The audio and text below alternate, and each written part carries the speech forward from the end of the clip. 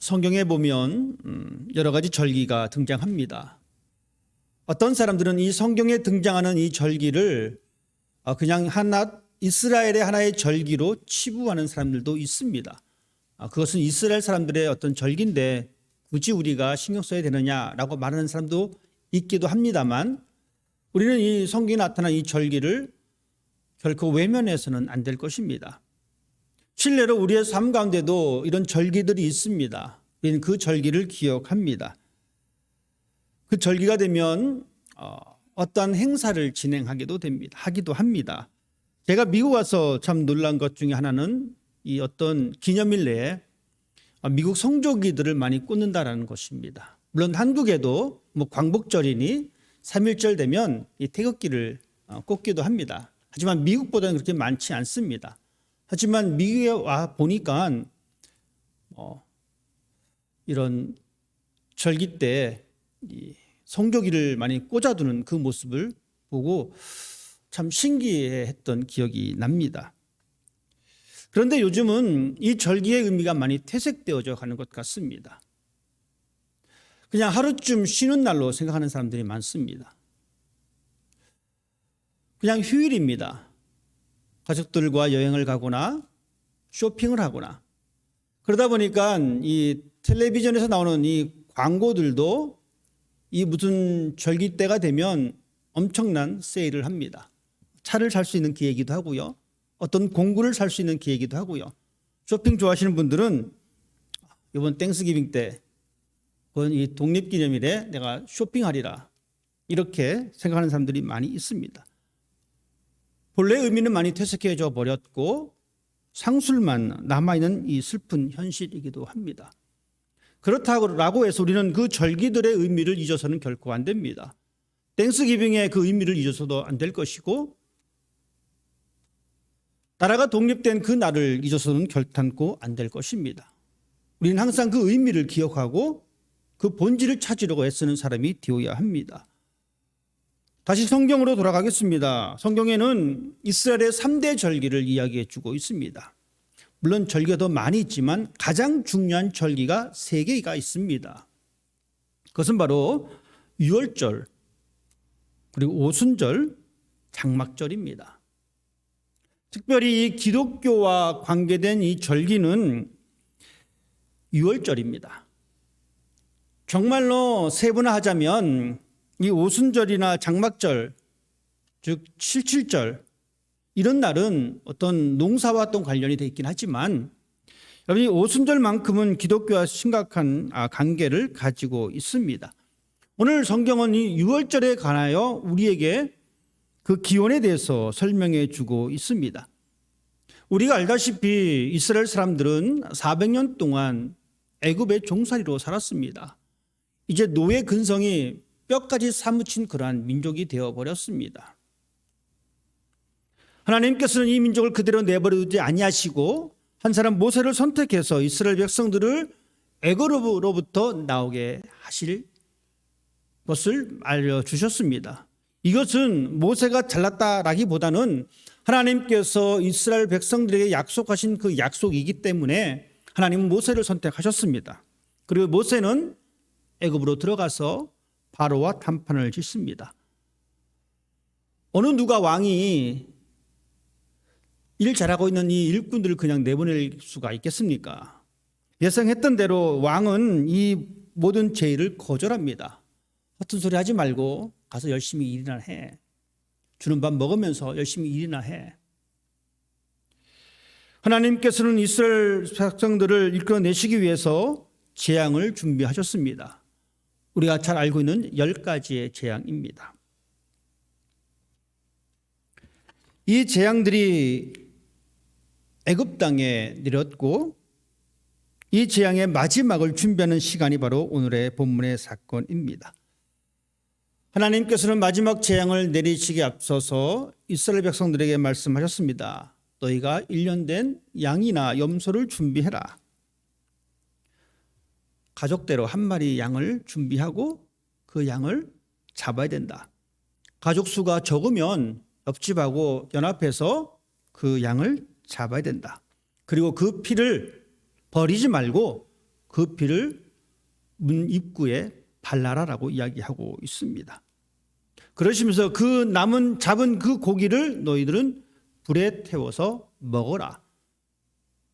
먹는데 이 고기만 먹는 것이 아니라 쓴 나물과 누룩을 넣지 않은 빵을 같이 먹어라라고 말합니다. 여기까지 우리는 충분히 이해할 수 있습니다. 제사를 지내고 그 제사에 남은 음식을 먹을 수 있는 것은 충분히 이해가 됩니다. 그런데 오늘따라 이 먹는 방식이 좀 독특합니다. 성경은 우리들에게 무엇을 말해주고 있냐면 허리에 띠를 두르고 밥을 먹어라라고 이야기합니다. 신발을 신고 밥을 먹어라. 또 밥 먹을 때 한 손에 지팡이를 잡고 밥을 먹어라. 여러분, 이 자세가 어떤 자세입니까? 참 불편한 자세입니다. 우리가 뭘 넉넉히 먹으려면 여러분 어떻습니까? 허리에 찬 이 허리띠를 먼저 풀어 제낍니다. 그러면 조금이라도 더 많이 먹을 수 있을까 봐. 반면에 허리띠를 바짝 졸라매면 불편해서 밥을 잘 먹을 수가 없습니다. 답답합니다. 허리에 띠를 두르고 신발을 신고 지팡이를 잡고 밥을 먹습니다. 평소 같았으면 식탁에 앉아서 편한 자세로 여유 있게 밥을 먹었을 텐데 하나님은 이날만큼은 이렇게 말씀하셨습니다. 너희가 허리에 띠를 두르고 신발 신고 지팡이 들고 밥을 먹어라. 아주 급하게 먹어야 할 상황을 말씀하셨습니다. 그러시면서 하나님은 무엇을 말씀하셨냐면 너희가 잡은 그 양의 피를 문 앞에 바르면 그 피를 보고 죽음의 사자가 그 집을 건너뛸 것이다. 이것이 바로 유월절입니다. 건너뛴다라는 이야기입니다. 하나님께서는 그 지역에 처음 태어난 모든 생명에 다 빼앗아 가겠다라고 말씀해 주고 있습니다. 9가지 재앙을 경험했던 사람입니다. 그래서 친히 목격했던 이스라엘 사람입니다. 이제 마지막 관문인 죽음이 그들 앞에 있었습니다. 여러분 얼마나 심각했겠습니까? 사람이 가장 무서워하는 것이 바로 죽음입니다. 지금 다시 코로나가 유행한다라고 이야기합니다. 코로나가 시작되었을 때에 여러분 어땠습니까? 코스코 가니까 사람들이 별로 없더라고요. 여러분 다 경험하셨잖아요. 물건이 없더라고요. 휴지가 동나서 한 사람 앞에 2개씩밖에 가지 못하는 그런 상황을 우리가 경험했습니다. 그 전염병 때문에 그렇게 심각했었습니다. 이스라엘 백성들 앞에 이제 마지막 죽음이라고 하는 이 놀라운 사건이 그들 앞에 있었습니다.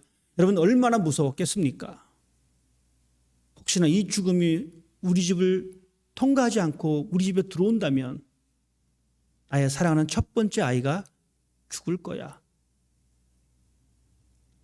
이 심각한 상황에 그들은 허리에 띠를 두르고 신발을 신고 지팡이를 짚고 밥을 먹습니다. 하나님께서는 마지막에 이렇게 덧붙이셨습니다. 너희는 이 날을 기념하여 여호와의 절기를 삼아 영원한 규례로 대대로 지킬지니라. 긴박하게 돌아갔던 그 순간을 기억하라고 말씀하고 계십니다.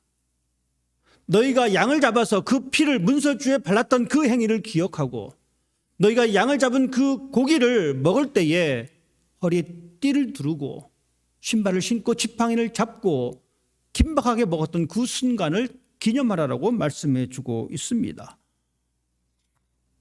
왜 그랬을까요? 왜 하나님께서는 그 유월절을 기억하라고 우리에게 말씀하셨을까요? 그것은 2가지 이유입니다. 첫 번째는 피입니다. 우리는 그 피 때문에 유월절을 기억해야 합니다. 또 하나는 우리가 백성들이 먹었던 급하게 밥을 먹었던 그 상황 때문에 우리는 이 날을 기억해야 합니다. 그 옛날 이스라엘 사람들에게 하나님은 지금도 성경을 읽고 있는 우리들에게 그것을 기념하라고 말씀하고 있습니다. 여러분 우리는 그 피를 그리고 급하게 먹었던 그 긴박하게 식사했던 그 순간을 우리는 기억해야 합니다. 피입니다. 이 피 때문에 죽음의 사자가 그 집의 문턱을 지나쳐 버렸습니다. 바로 이것은 죽음을 피하기 위한 하나의 수단입니다. 하나님께서 애굽 땅에 내리셨던 이 10가지의 재앙은 애굽의 신들에 대한 재판입니다. 애굽의 신들에 대한 심판입니다. 애굽 사람들은 동물들을 신으로 생각하고 살았습니다. 그것들이 가져다 주는 풍요로움 때문에 잘 산다라고 믿었습니다. 하지만 하나님께서는 그 동물들을 통하여 애굽 땅을 심판하셨습니다. 그리고 마지막으로 죽음의 신을 하나님께서 보여주셨습니다. 왜냐하면 이 애굽 사람들은 이 죽음의 신을 가장 강력한 신으로 받아들였기 때문입니다. 하지만 하나님께서는 이 죽음의 신조차도 내가 다스리고 있다라고 하는 사실을 알려주시기 위해서 사람들에게 그 피를 바르라라고 말씀해 주셨습니다. 지금을 살아가고 있는 우리들에게도 수많은 신들이 존재합니다. 마치 애굽 사람들이 10가지 신들을 섬겼듯이 우리도 살아가면서 10가지 이상의 신을 가지고 있습니다. 목사님 무슨 소리입니까? 우리는 다 교회 다니는데 우리가 하나님 말고 다른 신이 어디 있겠습니까? 아닙니다. 우리는 여전히 하나님 외에 다른 신들을 가지고 살고 있습니다. 어떻습니까? 어떤 사람에게는 하나님을 믿지만 재물이 자신의 신이 되어 살아가는 사람이 있습니다. 어느 누구도 이것으로부터 자유로울 수는 없습니다. 어떤 사람들은 자신의 건강을 신처럼 생각하고 살아가는 사람이 있습니다. 그래서 다른 것보다 더 자기의 건강을 위한다면 앞장섭니다. 이 사람은 건강이 신입니다. 어떤 사람들은 성취의 신을 가지고 있습니다. 어떤 것을 성취하기 위해서 끊임없이 움직입니다. 때로는 남을 짓밟고서라도 그것을 얻으려고 합니다. 남을 속이면서까지도 그것을 얻으려고 합니다. 남을 죽이면서까지도 그것을 얻으려고 합니다. 하나님을 믿으면서도. 물론 재물도 소중하고 여러분 건강도 소중합니다. 무엇인가 성취하는 것도 소중합니다. 하지만 그것이 우리의 신이 될 수는 없습니다. 하나님께서는 이 죽음을 통해서 또한 애굽에게 내린 10가지 재앙을 통해서 하나님만이 참된 신이심을 우리에게 알려주고 있습니다. 그렇기 때문에 그 피를 기억하라고 말씀해 주고 있습니다. 왜냐하면 그 피가 죽음을 좌우할 수 있기 때문에 그렇습니다. 즉 하나님께서는 나 여호와 하나님이 온전한 마지막 심판자이심을 우리에게 선포해 주고 있습니다. 여러분, 죽음을 지배하는 신은 생명도 지배하십니다. 이것이 바로 하나님이십니다. 하나님은 그러하기 때문에 그 피를 바르라라고 말씀해 주셨고, 애굽 사람들아 너희가 섬기는 너희가 생각하는 그 신들 그것보다는 나 여호와 하나님이 참신이다라고 말씀해 주고 있습니다. 그 피를 바른 사람들은 성경 뒤에 가면 살았습니다. 그 피가 없었던 그 집은 죽음의 신이 그 집을 덮쳐버렸습니다. 하나님께서는 피를 바르라라고 말씀하셨고 또한 하나님께서는 급하게 식사하라라고 말씀해 주셨습니다. 왜 급하게 밥을 먹어야 되느냐? 12절 말씀은 이렇게 기록하고 있습니다. 내가 그 밤에 애굽 땅에 두루 다니며 사람이나 짐승을 막론하고 애굽 땅에 있는 모든 처음 난 것을 다 치고 애굽의 모든 신을 내가 심판하리라. 급하게 밥을 먹어야 할 이유를 분명히 말씀해 주고 있습니다. 하나님께서 심판하시기 때문에 급하게 밥을 먹으라라는 이야기입니다. 급하게 밥을 먹는다는 것은 내가 급하게 무엇인가 해야 할 일이 있다는 겁니다. 여러분 만약에 여행을 간다라고 여행을 계획했다라고 생각해 보십시다. 비행기가 1시 비행기입니다. 여러분 공항까지 가려면 지금 출발하셔야 합니다. 그러면 지금 빨리 자 예배 마치겠습니다 하고 빨리 끝내야 됩니다. 왜? 공항 가야 되기 때문에 그렇습니다. 비행기가 5시입니다. 우린 여유가 있습니다. 예배 끝나고 밥도 먹고 또 대화도 하고 또 사랑방 모임도 갖고 또 나머지 대화하고 그때 가도 충분합니다. 급할 이유가 전혀 없습니다.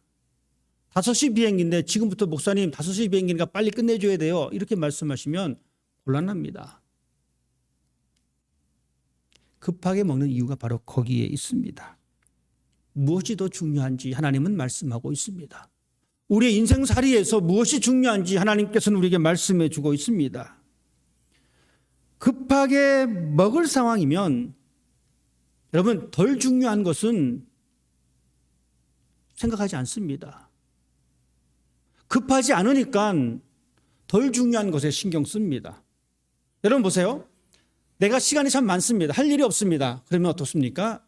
이것저것 신경 씁니다.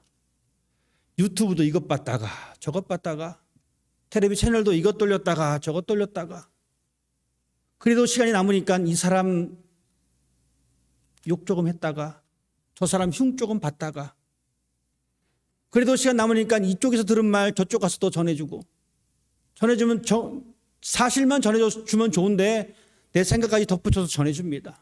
어떻습니까? 시간이 많아서 그래요. 그런데 시간이 없으면 우리는 어떻습니까? 유튜브 볼 시간이 없습니다. 밥 빨리 먹어야 합니다. 빨리 가야 합니다. 급하게 먹는다는 것은 급하다는 겁니다. 심각하다라는 이야기입니다. 더 중요하다라는 이야기입니다. 고등학교 때 저희 집 옆에 가게가 있는데 그 가게 뒷집이 불이 났습니다. 요즘에 소방차들이 금방 오니까 뭐 상관이 없지만 그때는 좀 그렇지 않았던 시절입니다. 불이 났습니다. 이 불이 무섭게 번집니다. 요즘은 그렇지 않지만 그때 당시는 LPG 가스통이 만난 게 있었습니다. 각 집집마다. 그래서 그 가스를 통해서 사용했습니다. 불이 붙는데 그 가스통 옆에 불이 붙었습니다. 그 가스통이 터지면 더 큰 화재가 발생하고 위험해질 수가 있었습니다. 뒤도 돌아보지 않고 저의 친구의 아버지와 저는 그 가스통을 들고 분리하기 시작했습니다. 지금 생각하면 참 끔찍한 일입니다. 그 불이 붙고 있는데 그 가스통이 터지면 어쩌면 제가 여기 없을 수도 있었는데 그렇게 할 수밖에 없었다는 것은 그 상황이 너무 급박했기 때문에 그렇습니다. 그 화재가 더 이상 커지지 않아야 된다는 그 생각 때문에 그렇게 했던 것입니다. 우리의 삶이 바로 이와 같습니다. 우리는 무엇이 중요한지 알아야 합니다. 하나님의 심판이 있기 때문에 급하게 먹으라고 말씀하셨습니다. 하나님의 심판이 있다는 것을 우리가 기억할 때에 그것보다 더 중요한 것이 없다라는 사실을 우리가 인식하셔야 합니다. 우리는 여전히 우리가 살아가면서 더 중요한 것이 무엇인지 헷갈리고 할 때가 많이 있습니다. 여전히 내 인생에 더 중요한 것이 있다라고 여기면서 살아가고 있습니다. 어떤 사람은 그래 무엇보다도 출세하는 것이 더 중요한 거야 라고 하면서 출세에 연연합니다. 학생들은 이런 마음을 품을 때가 있습니다. 혹은 학생을 둔 부모님들이 이런 마음을 품습니다. 요즘은 너에게 필요한 것은 공부야. 다른 것이 중요한 게 아니야. 공부야 라고 이야기합니다. 그래서 이 학업에 열심으로 하는 사람이 있습니다. 뭐니 해도 머니가 제일이야. 재물이 중요하지라고 돈을 쫓아가는 사람들이 있습니다. 하나님의 심판보다 내 공부가 우선이고 하나님의 심판보다 내 출세가 우선이고 하나님의 심판보다 재물이 우선이다. 다시 말씀드리지만 공부도 필요합니다. 재물도 필요합니다. 출세도 필요합니다. 하지만 그것이 하나님의 심판보다는 우선될 수가 없습니다. 우리는 이 사실을 기억하셔야 합니다. 물론 기억한다라고 해서 그 삶을 다 살아내기는 힘듭니다. 그것이 우리가 살아가는 삶의 현실입니다. 그래서 신앙생활은 좁은 길을 가는 것입니다. 어렵습니다. 때로는 출세 때문에 하나님의 심판을 좀 더 멀리 볼 때가 있습니다. 때로는 이 재물 때문에 하나님의 심판을 멀리 두는 경향이 있습니다. 하지만 우리는 유월절을 기억하면서 그래 하나님께서 우리에게 급한 것이 무엇인가라고 말씀하신 이 사건을 우리는 기억하는 사람이 되어야 합니다. 예수님께서 하셨던 이 비유 말씀 가운데에 우리가 제목 붙이기를 어리석은 사람 부자라는 이야기가 있습니다. 열심히 해서 큰 재물을 얻었습니다. 자기 자신을 위해서 모든 걸 다 쌓아놓고 그 쌓아둘 것이 없자 더 말하기를 더 크게 창고를 짓자. 여러분, 우리가 꿈꾸는 인생입니다. 내 통장에 돈이 점점 늘어납니다. 얼마나 기분이 좋습니까? 밥을 먹지 않아도 배가 부르는 그러한 상황입니다. 하나님이 그때 말씀하십니다. 이 사람아, 사람의 생명이 더 중요한 것이다. 하나님의 심판이 있음을 우리는 기억하셔야 합니다. 그래서 그걸 늘 인식하면서 살아가는 사람이 되어야 합니다. 그리고 우리는 급하게 먹는 것은 하나님의 심판이 있는 것뿐만 아니라 우리가 가야 할 곳이 있기 때문에 그렇습니다. 애굽에 살았던 이스라엘 사람들이 가야 할 곳이 없다면 그렇게 급하게 먹을 이유가 없습니다. 뭐 지금 먹고 내일 또 이 땅에서 또 사는데 뭘 또 급하게 먹어. 애굽에 있었던 이스라엘 사람들은 가야 할 곳이 있었습니다. 빨리 먹고 하나님의 심판이 내려지면 빨리 먹고 어디로 가야 합니까? 가나안으로 가야 합니다. 이스라엘 사람에게 있어서 애굽 땅은 안주의 장소가 아닙니다. 머물러 있어야 할 장소가 아닙니다. 그들은 하나님께서 말씀하신 이 가나안으로 가야 할 운명이 그들에게 있습니다. 여러분, 우리 또한 마찬가지입니다. 우리는 이 세상에 안주할 사람들이 아닙니다. 우리는 가야 할 사람들입니다. 가야 할 사람이기 때문에 우리는 급하게 밥을 먹는 사람이 되어야 합니다. 하나님은 우리들에게 이 유월절을 기억하라라고 말씀하십니다. 그날을 기념하라라고 말씀하십니다. 왜 그렇습니까? 이제 이곳을 벗어나서 이곳으로 가야 하기 때문에 그렇습니다. 즉, 우리의 신앙은 이제부터 시작입니다. 유월절은 어떤 것에 대한 마침표를 찍는 것이 아니라 어떤 것을 시작하는 시작점입니다. 이 시작의 알림입니다. 그래서 성경은 2절 말씀에 이렇게 기록하고 있습니다. 이 달을 너희에게 달의 시작, 곧 해의 첫 달이 되게 해라. 요즘으로 따지면 한 3, 4월입니다. 3, 4월을 신년으로 전하는 겁니다. 여러분, 1월 1일 첫째가 되면 여러분 어떤 마음가짐이 있습니까? 그래, 올해는 내가 다이어트를 좀 해야지. 올해는 내가 뭘 해야지. 올해는 내가 하루에 꼭 5분씩 기도해야지. 올해는 내가 꼭 성경 읽어야지. 1월 1일이 되면 많이들 하는 결심입니다. 잘 살고 있는 이스라엘 사람들에게 하나님께서 말씀하십니다. 유월절이 들어가 있는 이 달을 그 해의 첫 달로 너희가 받아들여라. 신년 정월로 받아들이라라고 말씀해 주고 있습니다. 하나님은 애굽의 절기 대신에 하나님의 새로운 절기를 허락해 주고 계십니다. 애굽의 문화에서 하나님의 문화로 바꾸라는 겁니다. 여러분, 이 절기는 단순히 숫자 노림이 아닙니다. 이 절기에 그간 지내내려온 수천 년간 지내내려온 문화가 담겨져 있습니다.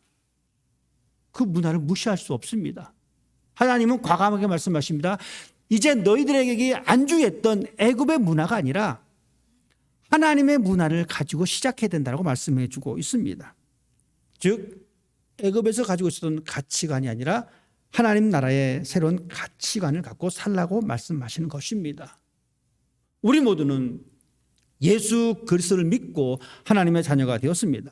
새롭게 태어났습니다. 이제 우리는 새로운 시작입니다. 과거에 애굽의 생활을 청산했던 이스라엘 사람들처럼 우리 모두는 예수로 말미암아 새롭게 된 존재들입니다. 즉, 우리는 이제 하나님의 다스리시는 그 삶을 살아가는 사람입니다. 예수 믿었으니 다 됐어. 내 마음대로 살 거야. 그럴 수 없습니다. 이제 이스라엘 사람들이 광야로 첫 발을 내딛었듯이 우리의 삶도 그렇게 바뀌어야 합니다. 새로운 삶이 시작되었습니다. 이 삶은 애굽을 등지는 삶입니다. 이 삶은 세상과 등지는 삶입니다. 이것이 힘든 것이 뭐냐면 때로는 나 자신을 포기해야 될 때가 있다는 겁니다. 여기까지 뭐 나와의 관계니까 뭐 그럴 수 있습니다. 그런데 이것이 또 어느까지 가냐면 이것 때문에 내가 다른 사람을 위해서 내가 희생해야 된다는 겁니다. 내가 나를 위해서 희생하는 것은 참아줄 만한데 내가 다른 사람을 위해서 내가 희생을까지 해야 돼? 좀 불공평하다는 생각이 들 때가 있습니다. 그 정도로 어렵습니다. 여러분, 예수 믿었다고 다 된 것이 아닙니다. 나 자신을 죽여야 합니다. 다른 사람을 희생해야 합니다. 여러분, 결혼했습니다. 결혼하니까 다 끝났던가요? 장밋빛 인생만 있던가요? 그렇지 않은 것 같습니다. 이 먹구름도 끼기도 하고요. 천둥 번개가 치기도 하고요. 다사다난한 결혼 생활입니다. 학교 다니는 애들이 학교 마치면 다 끝날 줄 알았는데 아닙니다. 취직하면 다 끝날 줄 알았는데 아닙니다. 더 힘든 일들이 남아 있습니다. 우리의 믿음의 여정도 마찬가지입니다. 우리의 믿음의 시작은 하나님께로부터 받은 구원입니다. 그리고 난 이후에 우리는 믿음의 광야의 길을 걸어가는 사람들입니다. 예수 그리스도의 피를 기억하고 우리에게 허락하신 이 하나님 나라를 기억하면서 우리는 그 길을 걸어가는 사람들이어야 합니다. 그리고 우리는 애굽에서의 통치를 기억하는 것이 아니라 광야에서 우리에게 주시는 하나님의 통치 방법에 익숙해져 가는 그 삶을 살아내는 것이 우리의 삶의 모습입니다. 하나님께서 우리를 향한 계획은 죽음과 심판이 아닙니다. 오히려 생명과 안식이십니다. 하나님께서는 이 어린 양을 통하여 이스라엘 백성들에게 생명과 안식을 주셨듯이 하나님께서는 예수 그리스도를 통하여 우리에게 새로운 삶을 주셨습니다. 우리는 그 삶을 통해서 예수와 함께 걸어가는 삶이 되었습니다. 우리가 예수님의 성만찬을 기억하듯이 우리는 6월절의 이 행사를 우리가 기억할 때에 이제 우리는 나 혼자의 삶이 아니라 예수와 함께하는 삶이라는 사실을 기억하십시다. 이제 우리의 방향은 애굽이 아니라 우리의 방향은 세상이 아니라 하나님 나라라고 하는 사실을 기억하십시다. 그리고 우리의 다스림은 세상이 아니라 하나님이라는 사실을 기억하십시다. 이제 우리는 이 6월절을 기억하면서 하나님의 가치관을 가지고 광야 같은 이 세상에서 하나님의 통치를 배우는 사람이 되어야 합니다. 하나님은 이 광야 길을 걸을 때에 우리를 그냥 내버려 두지 않으셨습니다. 구름 기둥과 불 기둥과 함께 하셨고 만나와 맺히라기로 함께 해 주셨습니다.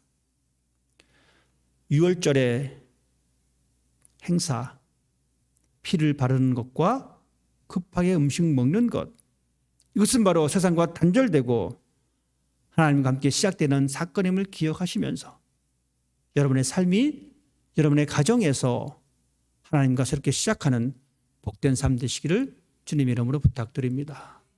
기도하겠습니다. 이스라엘 백성